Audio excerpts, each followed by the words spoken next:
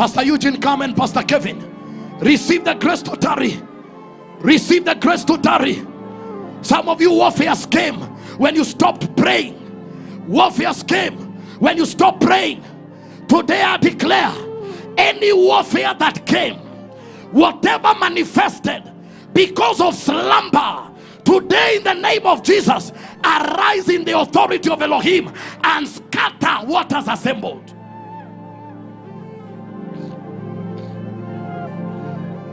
In the name of Jesus, it shall be so. As Pastor Patrick was preaching, the Lord said, the kingdom is a government.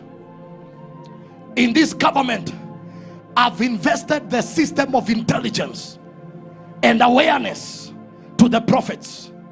I've also invested the system of authority to the apostles. I've invested the system of training and equipping to the teachers. I've invested the system of marshalling and gathering to the evangelist. But I've also invested the system of management and leadership to the pastors. So when the prophetic is jeopardized, when you work in the military and in governments, when the system of intelligence is jeopardized, the four offices cannot function. Victory is first a product of the intelligence. So when the prophets and the watchmen are blind, when they are all ignorant, there is no knowledge, no understanding. When they are all dumb dogs, they cannot raise an alarm. When they cannot bark, they are sleeping and slumber. That means even the authority of the kingdom, the warfares are not directed. Listen, Pastor Eugene and Pastor Kevin, an intelligence was released in the early year. I never paid attention to it,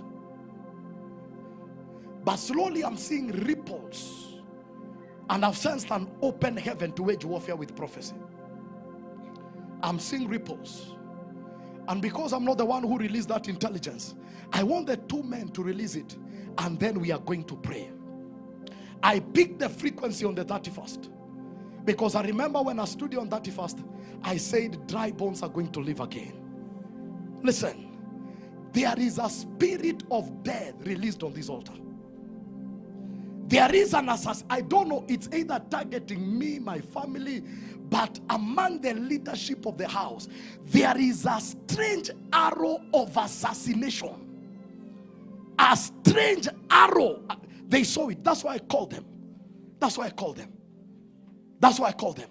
And listen, there are certain levels of prayer that you make, that anyone that is responsible, it's either repentance or judgment. Is someone getting me?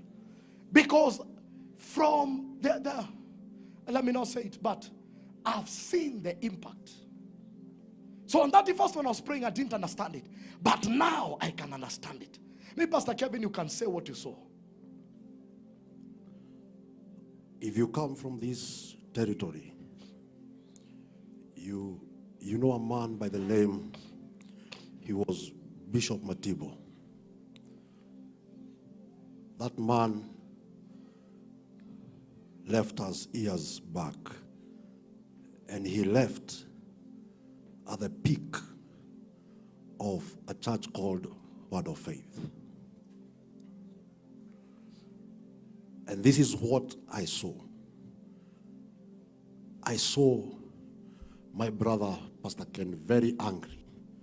And he was asking, how did this happen? And we didn't know.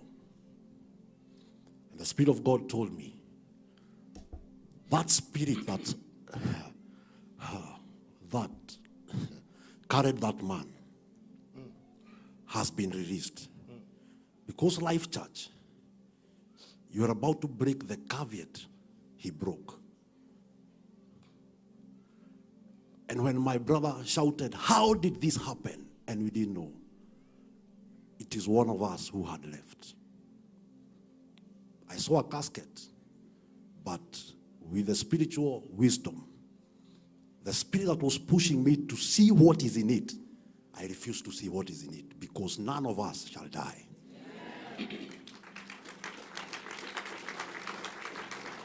Allow me to add to that.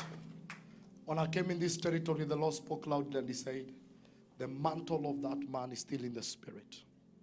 And whoever receives it will advance the work. Word of Faith was the biggest church with more than 2,000 members. When I came here, the Lord gave me a covenant. He said, if you obey my words and walk before me, I'll give you 10% of the population of Limuru to pastor them. At that time, population was 40,000. And I knew the Lord was speaking about 4,000 members and not less than that. And so, I want to tell you, Pastor Kevin, that arrow is directed to me. I can sense it with all the fibers in my life. That it is, you see, let me tell you, there are certain signs you see. I stood here and I said, I saw a multitude of altars raised against my life. I don't know if you pray for me. Listen, it's key to understand that because I can't pray that prayer for myself. It's a demonic arrow of death. It's meant to take me out. And I know what I'm talking about. Because I can sense ripples and I can see them. And let me even tell you the truth. One of the reasons why I stopped preaching in January is because of the impact of that arrow. So I said, let me retreat from the pulpit and settle my spirit, because you don't engage warfare when you're busy. So the battle lines have been drawn. In any battle there are casualties. But we are not from the kingdom that loses. We are coming from the realm of victory. Hallelujah. And I want Pastor Eugene to confirm it, because they have been praying for me. They gathered as a team of 3 pastors and they began to pray. I may not mention in details, but there are things God has been showing. I'm in a path of what I call separation and consecration. So don't give me the pressure to come back on the pulpit, because there are certain levels you cannot enter until certain. The other day the Lord was telling me he was teaching me about yokes, and he told me a yoke can be broken by the anointing and a yoke can be broken by overgrowing. The anointing breaks the yoke. But the Bible also says we are too fat for these yokes. So there is a level of growing spiritually, and we're able to overcome what has attacked men in certain levels. I'm not an angel. Can I say that to you? There are certain battles in certain levels. If I don't watch them, they will come to me. Can I give you another open revelation? In this nation, any pastor of my age, when they attain the age of 40, they either lose their marriage or lose their ministry, or both. There is a demonic ceiling that at that age, your marriage cannot survive. And by the time you recover, because when you lose your marriage and you lose your ministry, by the time you recover, you've wasted the time of your impact. I'm giving you prayer points. Is someone getting me? You see, ministry is war. Forget the good dresses. It is war. It is contentions. Enough times I have looked at church and I felt like calling the pastors and tell them, stay with these things. Sometimes I receive international calls and I go just to run away from Kenya. Not to see what is happening because of the intensity of battle. But you know, there is a God that rejuvenates the energy of a man. There is a God that revives and gives you the capacity to walk. We don't live by strength, we live by grace. If this grace is taken out, we are shells. Don't think everyone who drives there and see the church, we are on a hill, we are exposed. We are not hidden as we were when in Limuru. Don't think anyone who passes there is blessing the project. It is also a question, who is this man? They came and asked Jesus, are you the one, or we wait for another? It's a spiritual interrogation.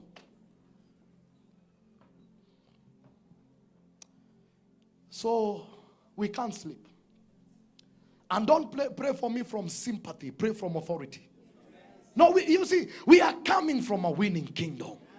The intelligence the Lord reveals to heal. He doesn't reveal so that it is too late. That casket will not happen. I say it will not happen. This will be the best year for Life Church. It shall be the best year for this ministry. We will see God in ways we've never seen him. I'm trying to take away pity. You huwezi niombea na huruma. Unafaa uniombee kama soja. Hallelujah. You pray for my children, pray for my wife. You need to pray for us as a soldier, not as a place of sympathy. I'm saying this on the altar because some battles are announced public. So that whoever is throwing the arrow knows we know what they are trying to release. And we have begun the work. And our God has never lost any battle.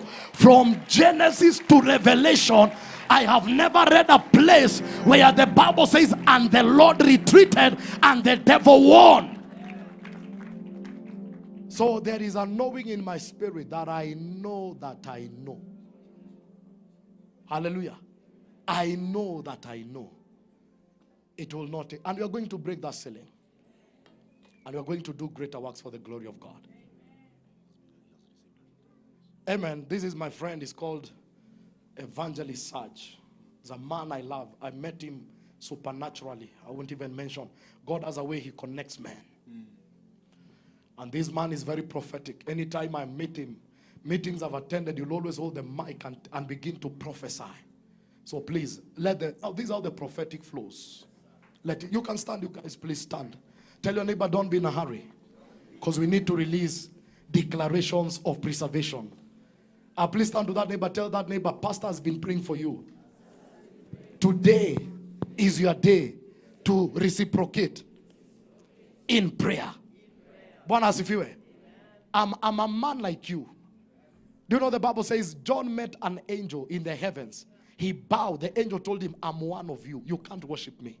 So no matter how much God graces us, we are still as men. I need prayers as you need prayers. I still go through battles as you go through battles. I also pay rent. Sometimes I come praying here for rent because I don't have rent. Yet I'm hearing God. It doesn't take you from the realities of this realm. If the one thing I'll ever do is pretend that I'm a God. I cry as you cry. I hunger as you hunger. I lack as you lack.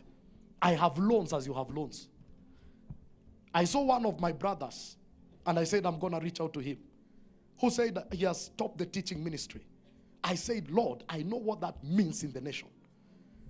I know him. He's a good friend, and I have his number. Someone might ask, have you reached out? I've been praying for him, but I said, that spirit of discouragement will not come among the young clergy, because it is their time. Is someone getting me? Please stand to that neighbor. Tell that neighbor, we are in this together, and we are not quitting until we see the Lord in the land of the living. Walipokuwa wakijenga, walitamani sana kuona sakafu inayovutia, isiyoharibika kwa urahisi na inayoangaza kwa umbali. Je, wajua sakafu ya terazo ndiyo iliwapa jibu kamili ya walichokuwa wakitafuta? Inawekwa kwa urahisi na kwa utaratibu unaofaa. Hii ni baada ya kutayarisha sakafu vilivyo, kisha mwaga mchanganyiko wa mawe na simiti na rangi. Lainisha na uhakikishe imemwagwa kwa umakini kutumia rola. Subiri kati ya siku 3 hadi wiki 1 ikauke. Baada ya hapo, anza kuosha ukitumia mashini spesheli ya kazi hii na maji. Na baadaye tumia acid kuosha ili kutoa uchafu na madoa sugu. Malizia kwa kupaka mafuta au polish ya kuifanya idumu. Ikiwa unajenga kanisa, hospitali, shule, apartment, nyumba ya kuishi, viwanda, vinywaji vya mafuta, benki au mjengo wowote ule, tutembelee, kwani tuna mafundi wenye ubunifu na tajriba ya hali ya juu na uzoefu wa muda mrefu. Express Terazo Center tunakuuzia bidhaa za hali ya juu na kukuletea mahali popote nchini. Tutembelee leo, Ruiru Bypass Kamakis, pale Karuguru, mita chache kutoka RFH Hospital, au piga simu 0798333000. Express Terazo Center Bypass. You dream it, we fix it.